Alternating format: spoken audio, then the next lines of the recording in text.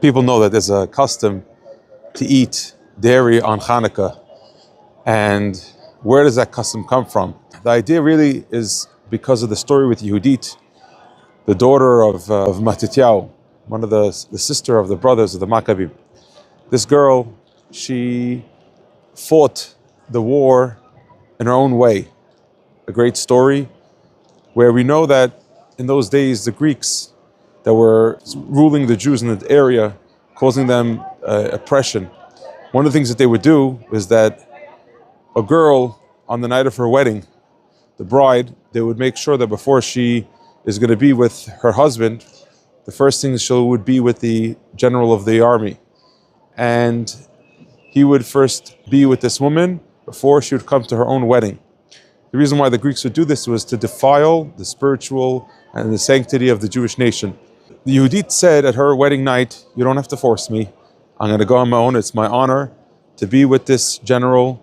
This Yehudit ends up going into the tent of the general, and she brings him a bag of cheese and wine, and she gives him some irresistible cheese.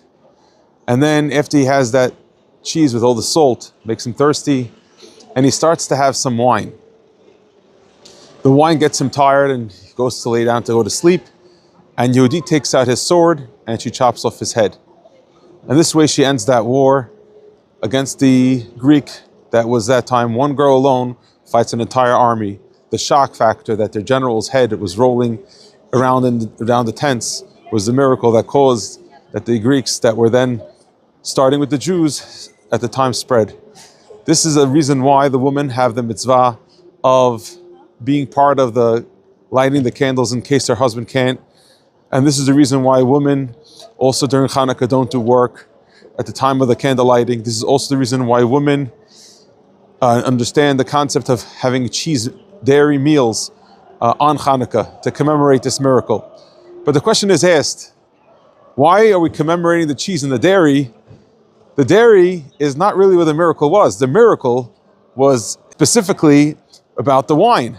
Only through the wine was the Yehudit able to get the general to get drunk, to go to sleep, and she was able to take off his head. The explanation is something beautiful. Every general knows during wartime not to have wine. And here, the way she was able to get him to drink the wine, which she has a resistance to, was to first get him to have the cheese, which he can't resist. Once he has the cheese, then it's going to be much easier to get him to drink the wine. And that's the reason why we celebrate the dairy and eat dairy on Hanukkah, because of this specific concept that we're talking now. And that is the concept of first being able to get a person to a place where otherwise he wouldn't be ready to sign up for. The power of the woman in the house is the ability to make it into an environment that people would do what they might otherwise not be willing to do. The entire family is in the hands of the woman's wisdom of being able to figure out what is going to get the people into the right spirit, into the right environment.